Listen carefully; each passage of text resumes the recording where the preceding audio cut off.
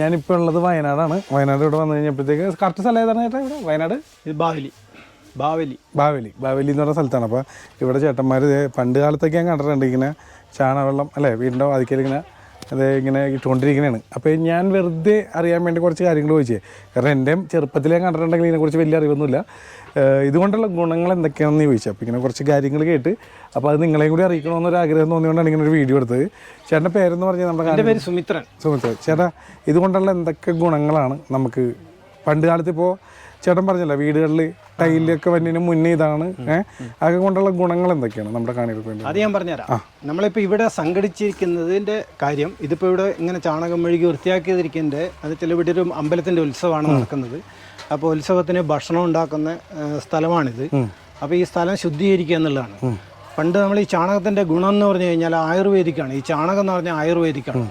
നമ്മൾ പണ്ട് ഈ ടൈലും സിമെൻറ്റും ഒക്കെ വരുന്നതിന് മുമ്പ് തന്നെ നമുക്ക് ഈ ചാണകം മാത്രമേ ഉണ്ടായിട്ടുള്ളൂ. ചാണകം മെഴുകിയ തറയിൽ നമ്മൾ പായ വിരിച്ച് കിടന്നുറങ്ങിക്കഴിഞ്ഞാൽ തന്നെ നമുക്ക് പിറ്റേ ദിവസത്തേക്ക് നമുക്ക് നല്ലൊരു ഉത്സാഹത്തോട് നമുക്ക് എണീക്കാൻ കഴിയും. കാരണം വെച്ചാൽ അതിൻ്റെ ആ ഒരു ഗന്ധം, ചാണകത്തിൻ്റെ വായും കൂടിയിട്ടുള്ള മിക്സ് ചെയ്തിട്ടുള്ള ഒരു ഗന്ധം നമ്മളെ ശ്വാസകോശത്തിലേക്ക് അടിക്കുക. ശ്വാസകോശത്തിന് ആവശ്യമായിട്ടുള്ള നമുക്ക് ഓക്സിജൻ നമുക്ക് ഉൽപ്പാദിപ്പിക്കുകയാണ്. ഈ ചാണകത്തിന് കൂടിയിട്ട് ഉൽപ്പാദിപ്പിച്ച് കിട്ടുന്ന ഒരു ഇതാണിത്. അപ്പോൾ ഒന്നാമത്തെ കാര്യം എന്ന് പറഞ്ഞാൽ ചാണകത്തിന്റെ ഗുണം അത് തന്നെയാണ്. കിടന്നു കഴിഞ്ഞാൽ നേരത്തെ എന്താ പറഞ്ഞല്ലോ നമുക്ക് അസുഖങ്ങൾക്ക് ഒരു പരിധി വരെ പണ്ട് നമുക്ക് ആലോചിച്ച് കഴിഞ്ഞാൽ അറിയാതെ ക്യാൻസർ എന്ന് പറഞ്ഞാൽ ഇന്ന് വ്യാപകമായിട്ടുള്ള ക്യാൻസറാണ്. ഈ ക്യാൻസർ എന്ന് പറഞ്ഞ രോഗം ഇന്നാണ് സർവ്വവ്യാപിയായിട്ട് പോയത്. കാരണം തൊട്ടതിനും പിടിച്ചതിനും എല്ലാം നമ്മൾ പരിശോധനയ്ക്ക് ലാബിൽ ചെന്ന് കഴിഞ്ഞാൽ ഫുൾ ക്യാൻസറാണ്. ഈ ക്യാൻസർ വരാനുള്ള കാരണം വെച്ചാൽ ഈ ചാണകത്തിന്റെ ദൗർബല്യമാണ്. ചാണകം ഉപയോഗിക്കാത്തതിൻ്റെ ഒരൊറ്റ കുഴപ്പമാണ് ഇന്ന് നമുക്ക് ഈ സംഭവിച്ചിട്ടുള്ളതെന്നാണ് എനിക്ക് ഈ കാര്യത്തിൽ പറയാൻ. കാരണം വെച്ചാൽ ചാണകത്തിൻ്റെ അമൂല്യമായിട്ടുള്ള ഇതാണ് നമുക്ക് അതിൽ സിദ്ധിക്കുന്നത്. നമുക്ക് കിട്ടുന്ന ഇതെന്ന് പറഞ്ഞാൽ അത്രയും ഓക്സിഡൻറ്റ് നമുക്ക് ശ്വാസകോശത്തിന് ആവശ്യമായിട്ടുള്ള ഓക്സിജൻ നമുക്ക് ഈ ചാണകത്തിൻ്റെ ഗന്ധത്തിൽ നിന്ന് നമുക്ക് കിട്ടുന്നുണ്ട് എന്നുള്ളതാണ്. പക്ഷേ ഇന്ന് അത് പലരും കളിയാക്കുന്നുണ്ട്, ചാണകത്തിനെ കുറിച്ച് കളിയാക്കുന്നുണ്ട്. പക്ഷെ നമുക്ക് ഈ ചാണകമായിരുന്നു നമ്മളുടെ പണ്ടത്തെ ഒരിത്. പിന്നെ മറ്റു ഗുണങ്ങൾ എന്തൊക്കെയാണ്? മറ്റു ഗുണങ്ങൾ പറഞ്ഞാൽ കൃഷിക്ക് ചാണകമാണ് ഉപയോഗിക്കുന്നത്. പണ്ട് രാസവളങ്ങൾ അങ്ങനെയൊന്നും കണ്ടുപിടിക്കുന്നതിന് മുന്നേ നമ്മൾ ചാണകമായിരുന്നു നമ്മൾ കൃഷിക്ക് വേണ്ടി ഉപയോഗിച്ചിരുന്നത്. അത് വെച്ചാൽ നമുക്ക് മേനികളെ വെച്ചാൽ ഒരു മേനി വിതച്ചു കഴിഞ്ഞാൽ 10-25 മേനിയോളം നമുക്ക് അതിൽ നിന്ന് അന്ന് നമുക്ക് കിട്ടിയിരുന്നു. പക്ഷെ ഇന്ന് രാസവളം വന്നതോട് കൂടിയിട്ട് അതെങ്ങനെയാണ് ഇതിൻ്റെ അകത്ത് ചേർക്കണത്? മണ്ണിലേക്ക്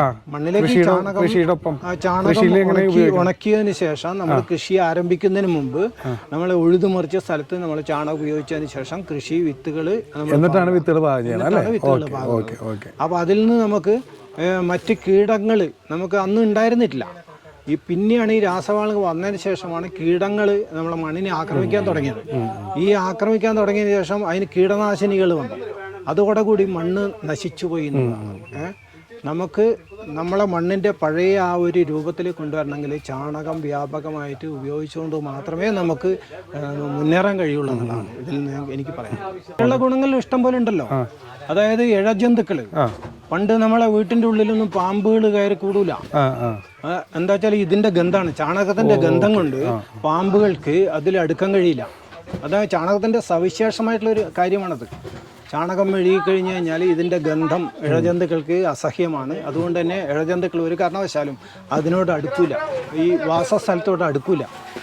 അതുപോലെ തന്നെ അതിൻ്റെ വേറൊരു ഗുണം എന്ന് പറഞ്ഞു കഴിഞ്ഞാൽ നമുക്ക് സുഖമായുള്ള ശുദ്ധവായു, ഇതിൻ്റെ ഈ ചാണകത്തിൻ്റെ വായുവും കൂടിയിട്ടുള്ള ഒരു ഗന്ധം നമ്മുടെ ശ്വാസകോശത്തിലേക്ക് അടിച്ച് കയറുകയും നമ്മുടെ ഹൃദയ സംബന്ധമായിട്ടുള്ള എല്ലാ അസുഖങ്ങൾക്കും ഒരു പരിധിവരെ നമുക്ക് അതിന് മോചനം ഉണ്ടായിട്ടുണ്ടെന്നുള്ളതാണ് അതിൻ്റെ ഒക്കെ. അതുപോലെ തന്നെ ഈ ചാണകത്തിൻ്റെ സവിശേഷത എന്ന് പറഞ്ഞാൽ നിങ്ങൾ ശ്രദ്ധിച്ചിട്ടുണ്ടോ എന്ന് എനിക്ക് പറയാൻ കഴിയില്ല. കാരണം വെച്ചാൽ ഈ ചാണകം നമ്മൾ തമിഴ്നാട്ടിൽ പോയി നോക്കിക്കഴിഞ്ഞാൽ ഓരോ വീടിൻ്റെ ഭിത്തികളിൽ നമ്മൾ ചാണകം ഒട്ടിച്ചതായിട്ട് കാണാം. ഈ ചാണകം ഒട്ടിച്ചതിൻ്റെ വീടിൻ്റെ ഉള്ളിൽ ഒരു കാരണവശാലും നമ്മളെ ഈ പിന്നെ ടെലിഫോണുമായിട്ട് ബന്ധപ്പെട്ട ഇതുണ്ടല്ലോ റേഞ്ച് നമുക്കത് കിട്ടൂല, അതിൻ്റെ ഉള്ളിൽ കിട്ടൂല. അത് വസ്തുനിഷ്ഠമായിട്ടുള്ള കാര്യമാണ്, പരീക്ഷിച്ച കാര്യമാണ്. അത് വെച്ചാൽ റേഡിയേഷനാണ് ഇതിൽ നിന്ന് നമ്മൾ മനസ്സിലാക്കേണ്ട കാര്യം. റേഡിയേഷനാണ്. ഒരു റേഡിയേഷൻ എന്ന് പറഞ്ഞ സംഭവം നമ്മളെ വീടിൻ്റെ ഉള്ളിലുള്ള വസിക്കുന്ന ആൾക്കാർക്ക് അനുഭവിക്കുന്നില്ലെന്നാണ് അതിൻ്റെ ഒറ്റ പ്രധാനമായിട്ടുള്ള ഗുണം.